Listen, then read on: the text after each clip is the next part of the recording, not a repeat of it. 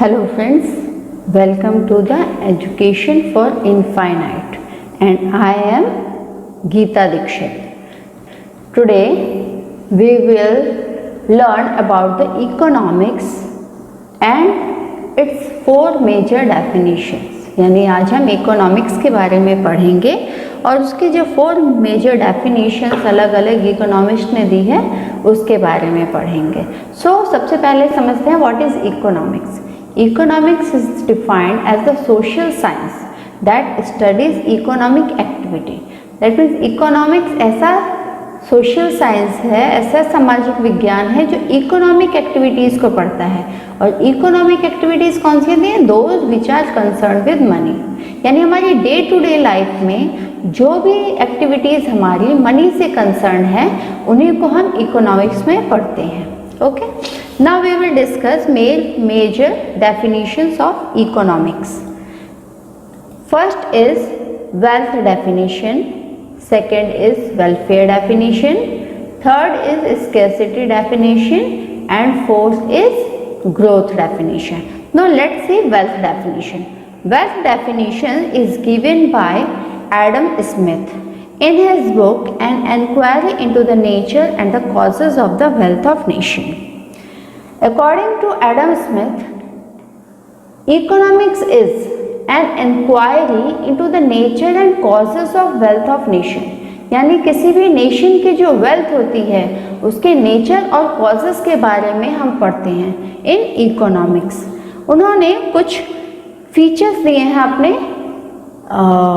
Definition के जो कि हम देखते हैं. It is first study of wealth. Study of wealth मतलब ये इकोनॉमिक्स जो है वो स्टडी है वेल्थ के बारे में कि कैसे लोग वेल्थ अर्न करते हैं और कैसे उसको खर्च करते हैं. How people earn wealth and spend it. Next is causes of wealth. Causes of wealth में it seeks the examines causes which lead to increase in wealth. यानी उन कॉजेज को पढ़ते हैं जिन कॉजेज के कारण हम वेल्थ को इंक्रीज कर पाते हैं. And next is economic man. According to Adam Smith, उन्होंने इकोनॉमिक्स में मैन के बारे में ज़्यादा जोर दिया है. मैन एंड उसका सेल्फ इंटरेस्ट यानी जो ह्यूमन बीइंग है वो कैसे अपने डिज़ायर्स को पूरा करने के लिए अपने वांट्स को सेटिस्फाई करने के लिए वेल्थ को एक्विजिशन करता है और अपनी डिमांड्स को पूरा करता है. Okay, now let's move to next definition that is welfare definition. This given by professor Alfred Marshall. According to him political economics और economics is the study of mankind in the ordinary business of life.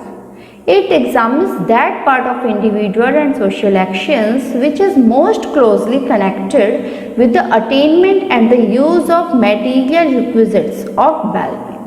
यानी economics क्या है? Is the study of Mankind.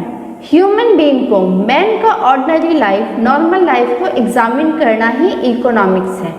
Which includes social actions as well as individual actions जो human being करता है अपने wants को satisfy करने के लिए. इन हिज डेफिनेशन उन्होंने एक साइड तो स्टडी ऑफ वेल्थ पे जोर दिया है and the other side which is very important that is the part of study of man. यानी इकोनॉमिक्स मैन की को स्टडी करता है और उसकी एक्टिविटीज़ को स्टडी करता है. Now here are some features of welfare definition. First is study of mankind. Study of mankind यानी according to Alfred Marshall economics emphasis both mankind and wealth. वो ह्यूमन बीइंग पे भी जोर देते हैं और वेल्थ पे भी जोर देते हैं. ही believe that wealth is not an and by itself. ये क्या है? एंड नहीं है, खत्म नहीं हो जा रहा है, but it is only a means to human welfare. ये सिर्फ एक जरिया है जिससे ह्यूमन वेलफेयर पॉसिबल हो पाता है. Next is study of ordinary business of life. Ordinary business of life में हम बहुत सारी चीज़ें करते हैं, कुछ इकोनॉमिकल, सोशल, रिलीजियल, पॉलिटिकल, अलग अलग एक्टिविटीज़ करते हैं। But in economics we study only the economic aspect of human life, यानी वो चीज़ें those are concern with money, हम उनके बारे में पढ़ते हैं, जैसे कि income earning, income spending activities of human being, यानी कैसे ह्यूमन बीइंग पैसे कमाता है और उसको खर्च करता है। Next is study of material welfare. This is the primary concern of economics. क्यों? Because the part of human welfare which is related to wealth, यानी ये इकोनॉमिक्स का वो हिस्सा है जो रिलेटेड विद वेल्थ है, यानी इसमें ह्यूमन बीइंग क्या करता है, अपनी चीज़ों को, अपनी वांट्स को सेटिस्फाई करने के लिए काम करता है। Okay, now next is scarcity definition. This definition is given by Professor Lionel Robbins. According to him, economics is a science which studies human behavior as a relationship between ends and scarce means which have alternative uses. That means economics ऐसा science है जो study करता है human behaviour को, about his relationship between end and scarce. End resources यानी उसकी wants, और जो scarce resources हैं यानी limited resources हैं, and the limited resources also have alternative uses. Okay, now let's see some features. Professor Lionel Robbins emphasis on some points. First is unlimited ends. Unlimited ends मतलब human wants सिर्फ numbers में ज़्यादा नहीं है, बहुत ज़्यादा human wants नहीं है, बट ये मल्टीप्लाई होती है ओवर अ टाइम। हम एक चीज़ का डिमांड करते हैं तो उसके बाद अगर वो पूरा हो जाता है तो ऐसा तो नहीं कि उसके बाद हमारा डिमांड ख़त्म हो गया, नो, फिर एक नया डिमांड, फिर एक नया demand, day by day demands बढ़ती जाती है, मल्टीप्लाई होती जाती है। ओके, एक डिमांड सेटिस्फाई होती है तब तक दूसरी डिमांड पैदा हो जाती है। So this is not possible at all to satisfy all human wants. Human wants satisfy करना बहुत ही मुश्किल है, सारे ह्यूमन वांट्स कभी भी सेटिस्फाई नहीं हो सकते। Next is square means. Square means का मतलब है द मीन्स जिनसे हम ह्यूमन वांट्स को सेटिस्फाई करते हैं, those are limited in supply as compare to demand, यानी जो मीन्स है उनकी डिमांड जितनी है उससे कहीं कम उसका सप्लाई है। This is a root cause, ये एक रूट कॉज है of all the human economic problem.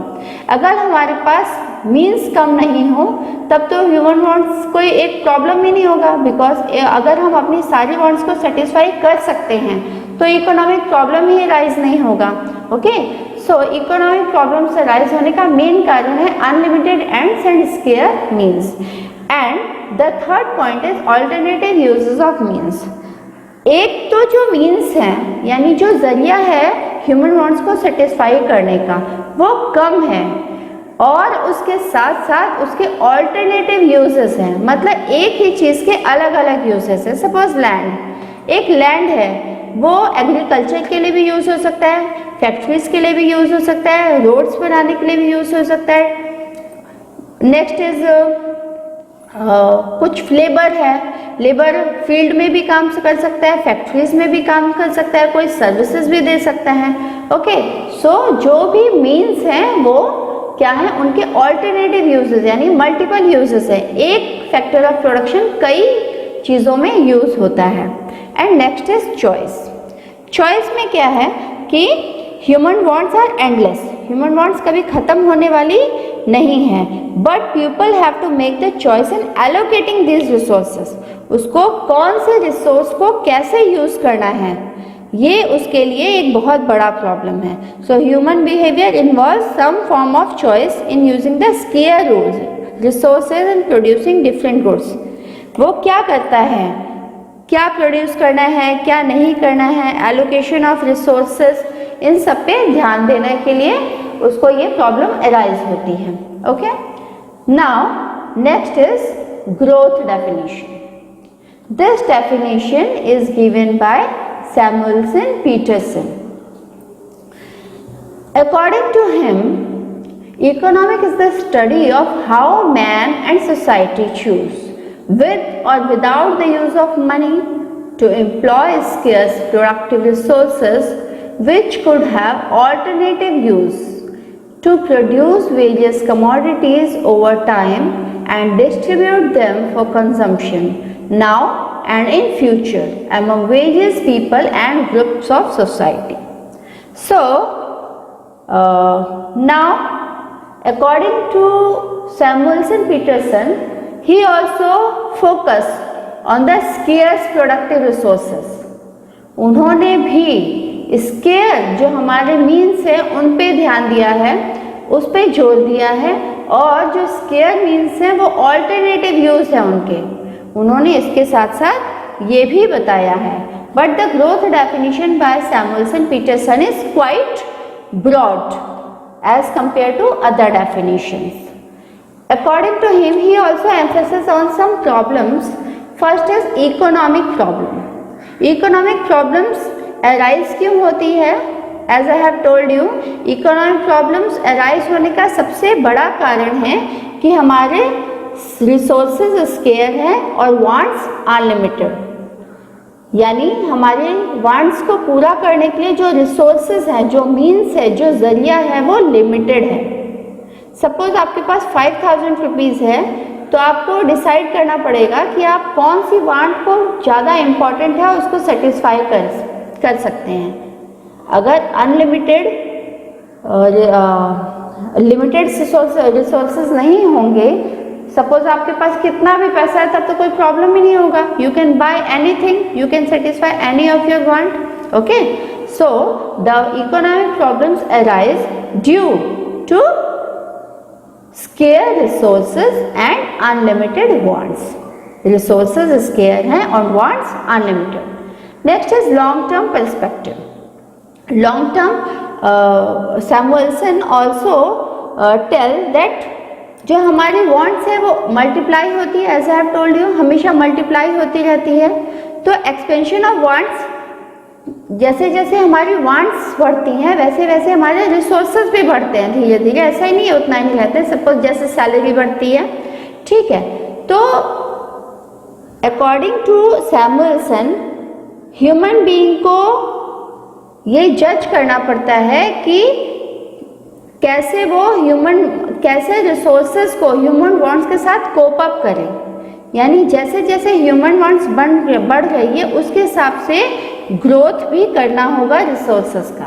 अगर रिसोर्सेज को बढ़ाएंगे तभी ह्यूमन वांट्स आगे जाके पूरी हो पाएंगी। Next is dynamic approach. Dynamic approach is the study of by taking economic growth as an integral part. According to Samuelson, economy का एक बहुत इंपॉर्टेंट पार्ट है इकोनॉमिक ग्रोथ, जो कि हम इसमें आगे पढ़ते हैं और भी चैप्टर्स में। इकोनॉमिक ग्रोथ बहुत बड़ा चीज़ है, क्योंकि सिर्फ प्रॉब्लम्स को डिस्कस करना ही नहीं, economics also emphasis on the solutions, वो सॉल्यूशंस को भी ढूंढने में एम्फेसिस करता है, ये जोर देता है। Next is universal. यूनिवर्सल मतलब कि इट्स अ वाइडर स्कोप, ये बहुत एक बड़ा स्कोप है। अकॉर्डिंग टू हिम ये एक यूनिवर्सल प्रॉब्लम है, जो रिसोर्सेज को एलोकेशन करना, बेस्ट यूज करना हमारे लिमिटेड रिसोर्सेज को, this is a very big and the universal problem her economy में। अगर मनी यूजिंग एक्सचेंज इकोनॉमी है तो भी, और बार्टर सिस्टम की इकोनॉमी है वो भी, यानी हर इकोनॉमी में हमारा रिसोर्सेज को एलोकेट करना is the biggest problem. Now आपको ये वीडियो कैसा लगा प्लीज़ हमें कमेंट बॉक्स में बताएं, और अगर आपका कोई सजेशन हो तो वो भी हमको कमेंट में भेजें। नाउ अगर आपको ये वीडियो पसंद आया है, please like, share and subscribe and please press the bell icon. Thanks for watching.